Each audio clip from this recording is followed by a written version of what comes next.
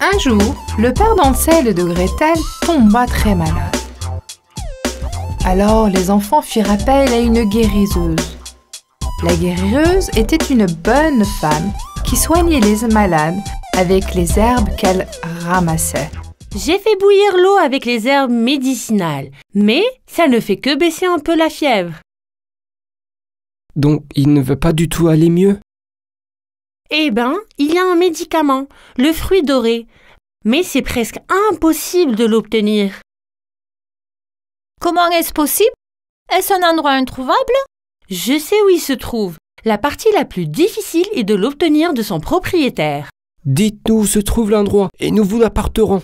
Ce fruit doré n'existe que dans le jardin du sorcier maléfique. C'est très dangereux de s'y rendre. Cela ne nous dérange pas, car nous devons le faire. Nous irons là-bas et nous l'apporterons.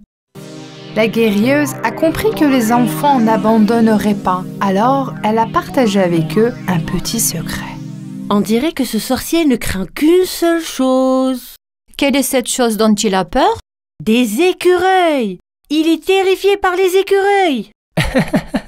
Vous êtes sérieux? Un sorcier qui a peur des écureuils?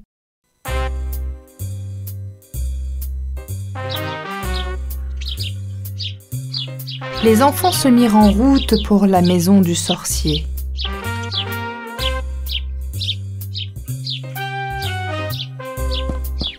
La maison du sorcier était très loin. Le soir, ils ont mangé et se sont reposés dans la forêt. Venez, mangez un peu. Le matin, ils continuèrent leur voyage jusqu'à ce qu'ils soient arrivés à la maison du sorcier. Ça doit être sa maison. Il y a trop d'arbres fruitiers. Comment trouver le fruit d'or? Nous devons le chercher sans être vus par le sorcier. Ils entrèrent tranquillement dans le jardin pour trouver le fruit d'or. Regarde les cerises, qu'elles sont belles. Je veux les goûter.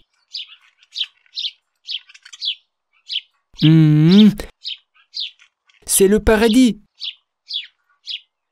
Trouvons ce fruit doré avant de nous faire attraper par le sorcier. Venez ici, petit insecte. En marchant, ils ont soudain remarqué que quelque chose de collant se trouvait sur leurs pieds. Hé, qu'est-ce que c'est? D'où vient cette substance gluante? Je crois avoir vu le fruit doré sur cet arbre. Allons le chercher. Mais lorsqu'ils essayèrent de marcher, leurs pieds étaient collés à la substance gluante et ne pouvaient plus bouger. Je suis coincée, je ne peux pas marcher. Ha ha ha ha, tu es tombé dans mon piège. Ha ha ha ha. Oh non, méchant sorcier! J'ai attrapé tellement d'enfants avec cette gelée gluante magique. Ha ha ha.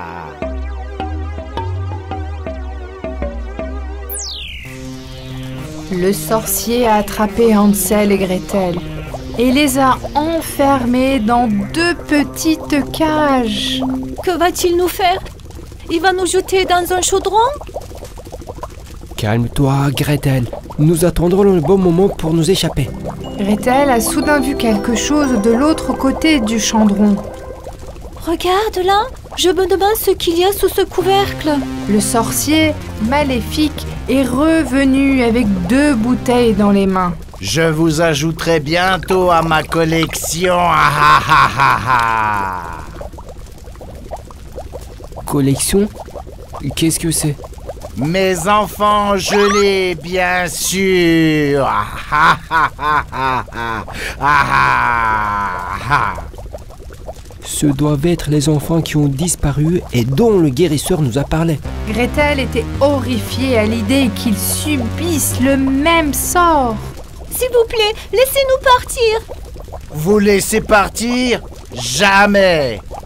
Pourquoi avez-vous enfermé ces enfants dans de la gelée? Parce qu'ils sont allés dans mon jardin et ont mangé mes fruits. Et vous savez pourquoi mon jardin est plein de fruits alléchants? Pourquoi? Pour attirer les enfants dans mon jardin luxuriant. Une fois qu'ils y sont entrés, je les attrape. Je déteste les enfants. Vous êtes si méchant et cruel. Après avoir ajouté la poudre de colle magique, la gelée sera prête pour vous deux, petits curieux. Tiens, Hansel, les clés. Oh, je ne peux pas les atteindre. Allez, étire-toi un peu plus. Alors vous essayez de vous échapper, petit ver. Ah ah ah ah ah ah ah.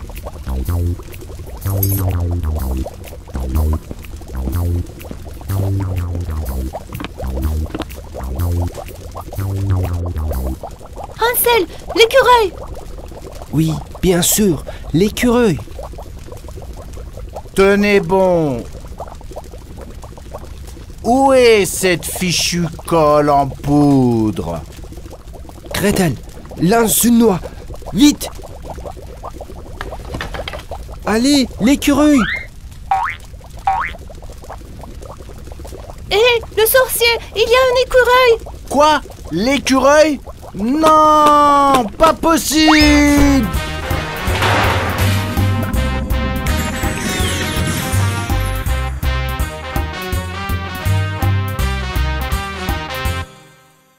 Il ne pourra plus faire de mal aux enfants.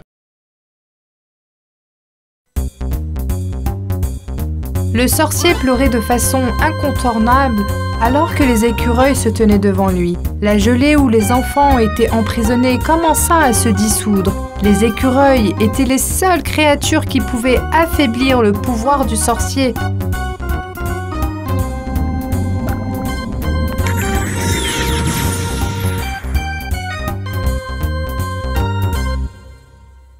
Hansel, regarde par là. Le sort est rompu. Tandis que la gelée tombait sur leur corps, les enfants déverrouillaient les cages de Hansel et de Gretel. Youpi, nous sommes libres.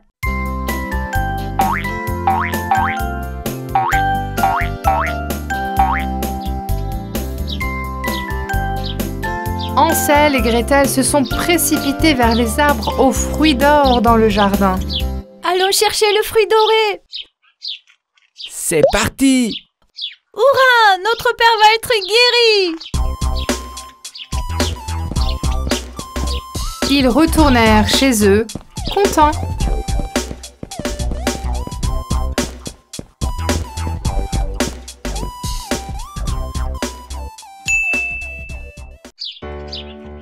Il était une fois, dans un royaume lointain, vivait une belle reine et un beau roi. La reine n'était pas seulement belle, elle était aussi gentille et généreuse. Son peuple l'aimait tendrement. Elle aidait toujours les gens et voulait que son pays soit toujours en abondance. La reine a toujours désiré avoir une fille. Un jour, alors qu'elle brodait près de la fenêtre, elle rêvait de sa future fille. Dans son étourdissement, elle se pique accidentellement le doigt avec son aiguille abordée. Le sang de son doigt a coulé sur le tissu blanc qu'elle brodait. À ce moment précis, une étoile filante traversa le ciel. La reine fit un vœu. Mon Dieu, envoyez-moi une fille, qu'elle soit si belle que tout le monde l'admire, qu'elle ait des joues roses, des cheveux noirs comme les miens, des lèvres aussi rouges que cette goutte de sang, des yeux aussi brillants que des diamants et une peau aussi blanche que ces tissus. Elle doit toujours sentir comme les fleurs de mon jardin, que ses dents soient aussi blanches que les perles de mon cou. Peu de temps après, son souhait se réalisa et elle partagea la bonne nouvelle avec le roi et lui annonça qu'ils attendaient un bébé. Ma reine, souhaite ce que tu veux de moi. Je t'offrirai le plus merveilleux des cadeaux. Ma santé n'est plus aussi bonne qu'avant. Ce que je demande, c'est de protéger notre enfant du mal. S'il te plaît, promets-moi que tu la protégeras. Il n'y a rien d'autre que je souhaite. Quand le moment fut venu, la reine donna naissance à une très belle fille. Comme elle l'avait souhaité, sa fille avait des cheveux noirs, des lèvres rouges, des yeux brillants, une peau blanche comme la neige et se sentait les fleurs. On l'appela Blanche-Neige à cause de la blancheur de sa peau. Peu après, la santé de la reine se détériora et elle mourut. Le jeune roi était très triste. Pendant qu'il pleurait sa femme bien-aimée, ils essayaient aussi d'élever Blanche-Neige du mieux qu'ils pouvaient. Lorsque Blanche-Neige eut 5 ans, un grand bal fut réalisé au palais. Le roi fêtait l'anniversaire de sa fille et choisissa également une jeune reine. Au bal, il y avait une belle femme qui avait des pouvoirs magiques. Elle utilisa ses pouvoirs pour danser avec le roi et lui jeta un sort. Elle épousa le roi et devint la reine. La belle-mère de Blanche-Neige était une très belle femme, mais elle était aussi vénitieuse, cruelle et méchante. Dès le jour où elle arriva au palais, elle a méprisé Blanche-Neige. Elle le considéra comme sa rivale. La reine avait aussi un miroir magique. Elle consultait toujours le miroir à propos de l'avenir et demandait. Et ainsi le temps passa.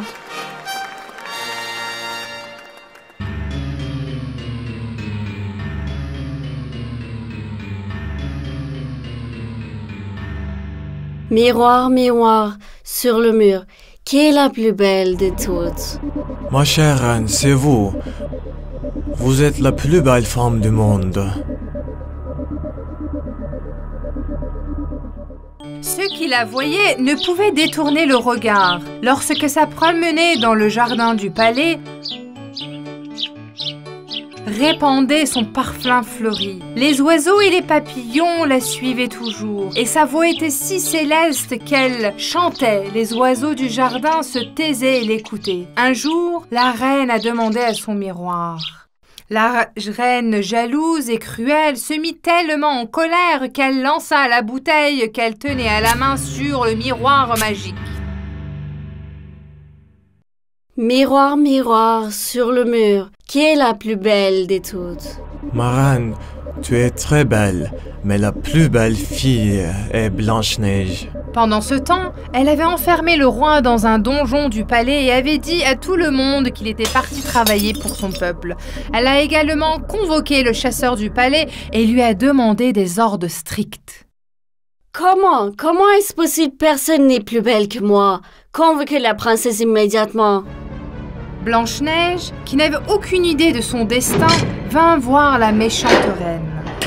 Alors que la reine cueillait des fraises avec le chasseur, ils s'enfoncèrent dans la forêt. Le pauvre chasseur était très triste. Je veux que tu tues Blanche-Neige et que tu m'apportes son cœur comme preuve. Le chasseur ne pouvait pas se résoudre à la tuer. Ils s'assirent sous un arbre et il lui raconta le plan diabolique de la reine. Chère Blanche-Neige, tu n'es pas sortie depuis des jours, tu dois t'ennuyer à l'intérieur du château. J'aimerais que tu m'apportes des fraises de la forêt ainsi que tu pourras prendre l'air. Tu pourras t'amuser, ne t'inquiète pas. J'enverrai mon chasseur digne de confiance avec toi. Il chasse aussitôt un animal et apporte son cœur à la reine.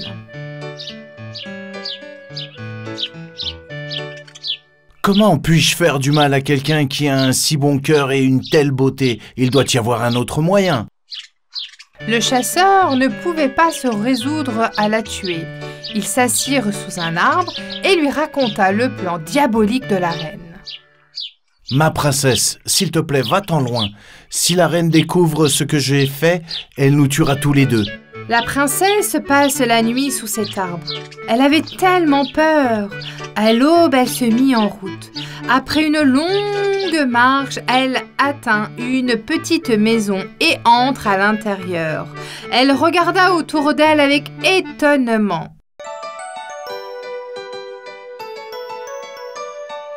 Quel est cet endroit? Tout est si petit. Il y a 7 exemplaires de tout. 7 petites chaises, 7 paires de fourchettes et de cuillères. Le vacarme a réveillé Blanche-Neige. Elle a eu peur quand elle les a vus pour la première fois. Elle leur a alors raconté ce qui lui était arrivé. Le temps passant, les jours, les semaines, Blanche-Neige et les 7 nains riaient, s'amusaient ensemble et menaient une vie paisible. Pendant ce temps, la méchante reine, ignorant que Blanche-Neige était toujours en vie, interrogea à nouveau le miroir.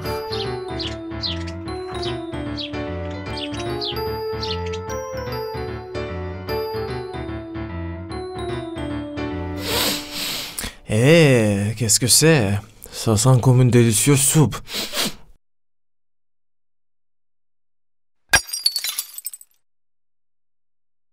C'est comme si quelqu'un était entré dans la maison. Viens, regarde, il y a une fille qui dort ici. Elle élabora immédiatement un plan diabolique. Elle empoisonna une pomme et se déguisa en vieille femme pour tromper Blanche-Neige. Mon nom est Blanche-Neige. Je n'ai pas l'intention de faire du mal. J'ai nulle part où aller. C'est pourquoi j'ai trouvé refuge ici. S'il vous plaît, laissez-moi rester. Bien sûr, princesse. Nous n'allons pas vous laisser toute seule dans la forêt. Ne vous inquiétez pas. Vous êtes notre première invitée à faire une soupe aussi délicieuse. Les 7 nains avaient prévenu Blanche-Neige de n'ouvrir la porte à personne, mais Blanche-Neige eut pitié de la vieille femme qui se présenta à la porte et la laissa entrer sans hésiter. Après avoir fini sa soupe, la méchante reine déguisée en vieille femme offrit la pomme empoisonnée à Blanche-Neige. La princesse en prit une bouchée et tomba sur le sol en s'endormant. Miroir, miroir sur le mur, qui est la plus belle des toutes? Ma reine, tu es belle, mais Blanche-Neige, qui vit avec le Sénat, est la plus belle. Ah, comment est-ce possible? Le chasseur a dû me mentir. D'abord, je vais me débarrasser de Blanche-Neige et ensuite je donnerai une leçon à ce chasseur. La vieille femme se transforma en méchante reine et retourna joyeusement dans son palais. Lorsque les 7 nains qui revenaient de la mine le soir la virent étendue sur le sol, ils pensèrent qu'elle était morte et furent très tristes. Oh, bonjour, il y a quelqu'un? J'ai tellement faim, je n'ai plus rien à manger. Un beau prince qui se promenait dans la forêt entendit les 7 nains pleurer. Il fut curieux et s'approcha d'eux. Il fut très surpris lorsqu'il vit qu'ils étaient allongés dans le lit de cristal entouré de fleurs. Entrez, je vous en prie, bienvenue. Merci, mon enfant. J'étais si fatiguée et affamée dans la forêt. As-tu quelque chose à manger? Oui, bien sûr. J'ai de la soupe. Après avoir fini sa soupe, la méchante reine déguisée en vieille femme offrit la pomme empoisonnée à Blanche-Neige. La princesse en prit une bouchée et tomba sur le sol en s'endormant.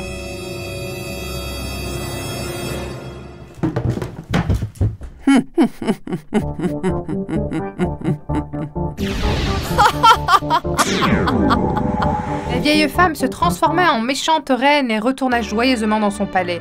Lorsque les 7 nains qui revenaient de la mine le soir la virent étenduée sur le sol, ils pensèrent qu'elle était morte et furent très tristes. Nous devons faire en sorte que son sommeil éternel soit confortable. Faisons-lui un bon lit. Un beau prince qui se promenait dans la forêt entendit les 7 nains pleurer. Il fut curieux et s'approcha d'eux. Il fut très surpris lorsqu'il vit qu'il était allongé dans le lit de cristal entouré de fleurs. C'était la fille qui avait été dans ses rêves pendant des jours. L'odeur de ses cheveux était encore présente dans toute la forêt.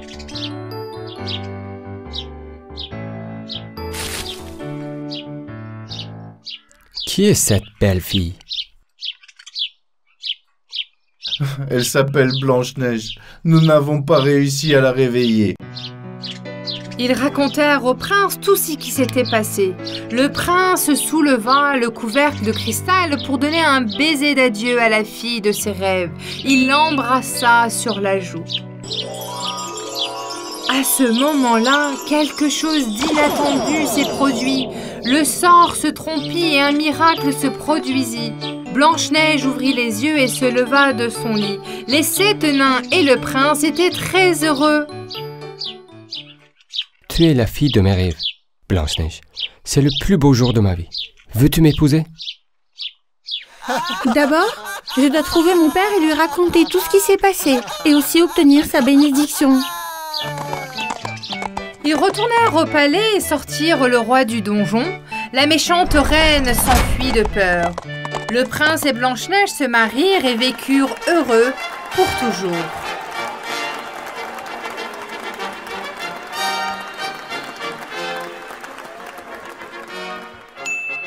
Il était une fois un riche marchand. Il était si riche qu'il ne savait même pas combien d'argent il avait. Ce marchand avait 3 filles. 2 d'entre elles étaient égoïstes, paresseuses et méchantes. Mais la 3e était incroyablement poli, généreux et aimant. Avec ses cheveux bruns flottants de ses grands yeux verts, elle était à la fois belle et de bonne moralité. Aussi, son père l'appelait-il simplement la Belle. La Belle ne voulait jamais contrarier son père. Ses sœurs, en revanche, ne pensaient qu'à l'argent, aux robes et aux bijoux. C'est pourquoi leur père aimait le plus la Belle. Un soir, la Belle rêva d'un grand et beau prince avec les cheveux noirs. Dans son rêve, elle portait une robe merveilleuse et dansait avec le prince. À la fin de leur danse, le prince lui offrit une rose. Lorsqu'il se réveilla, elle était toujours souriante et dansait avec l'effet de son rêve. Ses sœurs la regardaient, choquées et jalouses. Les jours passèrent et un jour, le père de la Belle reçut une terrible nouvelle. Une puissante tempête avait détruit tous les navires du marchand. Il avait tout coulé et avait perdu toute sa richesse. Oh! Peu de temps après, ils recurent la bonne nouvelle qu'un de leurs bateaux n'avait pas coulé. En attendant cette nouvelle, leur père se dirigea avec joie vers le port. Nous sommes probablement sauvés maintenant. Nous sommes à nouveau riches. Après avoir vendu toutes les marchandises, que voulez-vous que je vous apporte? De belles robes et des chaussures. Des bijoux précieux. Mon cher papa, reviens-nous sain et sauf. Je ne veux rien, mais si tu peux m'apporter une rose rouge, je serai très heureuse. Le marchand fit ses adieux à ses filles et se rendit au port. Mais quand il arriva, il ne put croire ses yeux. Le navire était détruit et toute la marchandise était tombée dans la mer et était perdue. Donc rien n'avait changé, ils étaient toujours aussi pauvres. Malheureusement, en rentrant chez lui, sans s'en rendre compte, il était rentré dans la forêt. Pendant un certain temps, il a essayé de trouver la route, mais à ce stade, lui et son cheval étaient tous deux très fatigués. Soudain, il aperçut une lumière au loin. Il commençait à faire sombre, alors il s'est dépêché et s'est dirigé vers la lumière. Un magnifique palais est apparu devant lui. C'était un palais avec des lumières tout autour et un immense jardin. Le palais avait un air mystérieux. Lorsque le marchand est arrivé aux portes du jardin, elles se sont ouvertes spontanément. En passant par un chemin avec beaucoup d'arbres, ils atteignirent la porte du palais qui s'ouvrit également spontanément. Bien que le marchand ne comprenait pas ce qui se passait, il entra. Bonsoir, y a-t-il quelqu'un ici? Il passa devant l'immense salon et d'autres pièces, demandant si quelqu'un était à la maison. Il se retrouva soudain devant une table remplie de différents types de nourriture, de desserts et de fruits. Comme il avait très faim, il s'est mis assis et a mangé jusqu'à ce qu'il soit rassasié. Parcourant toutes les pièces séduisantes du palais, il a cherché un endroit pour dormir. Il trouva une belle chambre au dernier étage. Eh bien, il n'y a rien à faire maintenant. Quand les propriétaires du palais arriveront, je les remercierai pour tout. Il s'allongea sur le lit et s'endormit. Le lendemain, lorsqu'il descendit, il vit cette fois qu'une belle et grande table de petit déjeuner avait été dressée pour lui. Je pense que la chance m'a encore trouvé. Il y a même du jus de fruits frais. Je dois y aller maintenant. Même si je n'ai pas pu vous rencontrer, je vous remercie beaucoup. Au revoir. Il sortit dans le jardin et au moment où il s'approchait des grilles, il vit une belle rose rouge. Je vais prendre cette rose pour ma fille comme souvenir. La belle va l'adorer. Il cueillit la rose. Au même moment, il a entendu un bruit derrière lui. Quand il se retournait, il y avait un monstre. C'était un monstre effrayant avec des mains noires et poilues, une bouche et des yeux énormes et des dents pointues. J'ai tout fait pour que ton séjour soit confortable. Tu n'as pas honte d'avoir cueilli cette fleur sans permission? Je suis désolé, monsieur. Mes intentions n'étaient pas mauvaises. J'ai 3 filles. L'une d'entre elles m'a demandé de lui apporter une rose. Je l'ai cueillie pour ma fille. S'il vous plaît, pardonnez-moi. Vous avez donc 3 filles? Oui, monsieur. Eh bien, je ne vous pardonnerai qu'à une seule condition. Une de vos filles doit venir et rester avec moi de son plein gré. Si personne ne vient, je te punirai très sévèrement. Tiens, je te donne mon cheval le plus rapide. Je vous attends toutes les 2 dans une semaine. Sinon, vous payerez le prix de votre insolence. Le marchand, qui voulait désespérément rester en vie, grimpa sur le cheval et rentra discrètement chez lui. Il expliqua à ses filles tout ce qui s'était passé. Lequel d'entre vous va m'accompagner là-bas? Je ne peux pas vivre avec un monstre. C'est à la belle qu'il faut en vouloir. Elle devrait y aller. Oui, c'est sa faute si papa a rencontré ce monstre. Elle devrait y aller. D'accord. Papa, ne te fâche pas. J'irai de mon plein gré et je te sauverai. Ma belle-fille, tu y vas à cause de moi. Je suis tellement désolé. Ne sois pas triste, papa. Tout ira bien. Lorsqu'ils arrivèrent au palais, tout était comme avant. Un feu brûlait dans la cheminée, la table était pleine de nourriture et des lumières brillantes étaient allumées partout. Comme ils étaient tous deux affamés par le long voyage, ils se sont assis à table et ont dîné. Peu de temps après, le monstre est descendu. Bonsoir et bienvenue. Je m'appelle la Bête.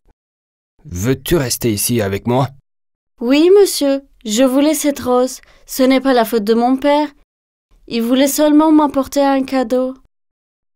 Alors, ton père partirait demain.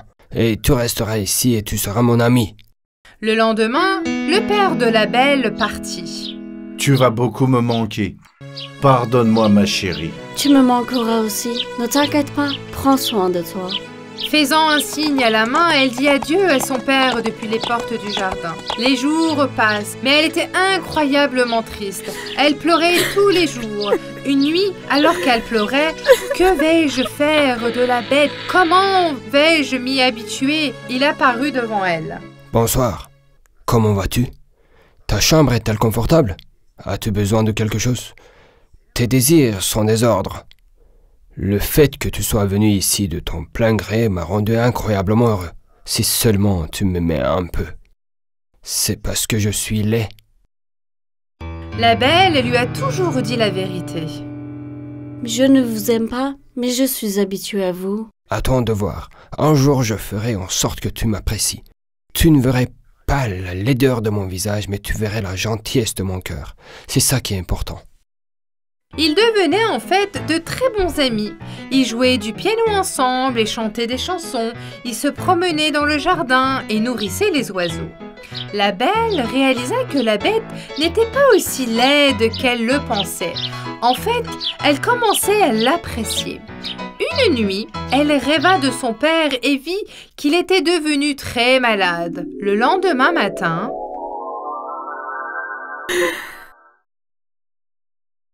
Bonjour, la nuit dernière, j'ai vu mon père dans mon rêve. Il était très malade. S'il te plaît, laisse-moi aller voir mon père pendant une semaine. Il me manque tellement. Me laisses-tu aller? D'accord. Exactement une semaine. Si tu pars plus d'une semaine et que tu ne reviens pas, je mourrai ici. N'oublie pas ça. Je te promets, je vais le voir et je reviens tout de suite. Alors, mettons ce médaillon magique en forme de cœur sur ton cou. Si tu fais un vœu en le tenant fermement, il se réalisera. Ils se sont séparés de cette façon. Je veux aller voir mon père. Elle arrive à la maison de son père. Son père était si heureux de la voir qu'elle s'est sentie mieux presque immédiatement. Tu m'as tellement manqué, ma belle. Tu m'as manqué aussi, papa.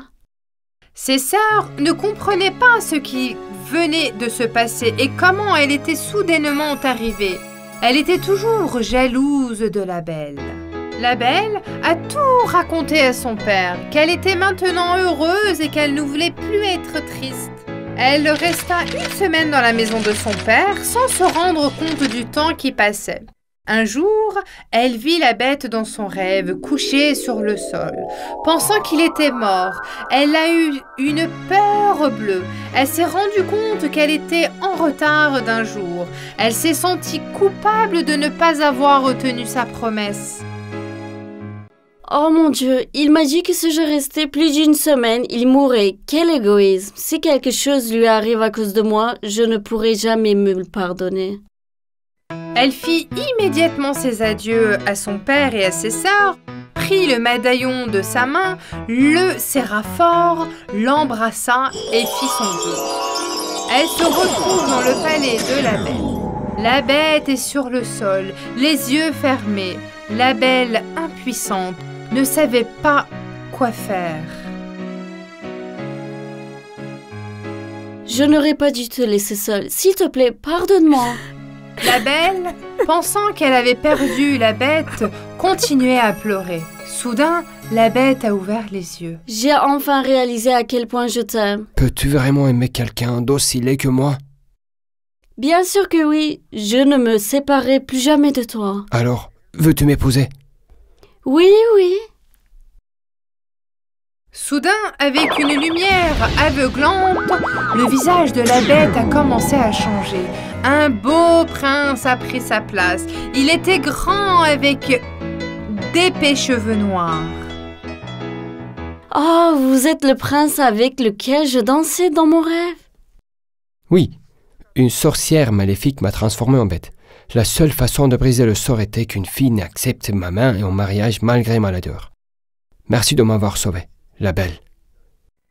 Peu de temps après, le prince et la belle se sont mariés. Ils ont amené son père marchand et ses sœurs au palais également. Ils vécurent heureux pour toujours. C'était une victoire, celle de la beauté intérieure.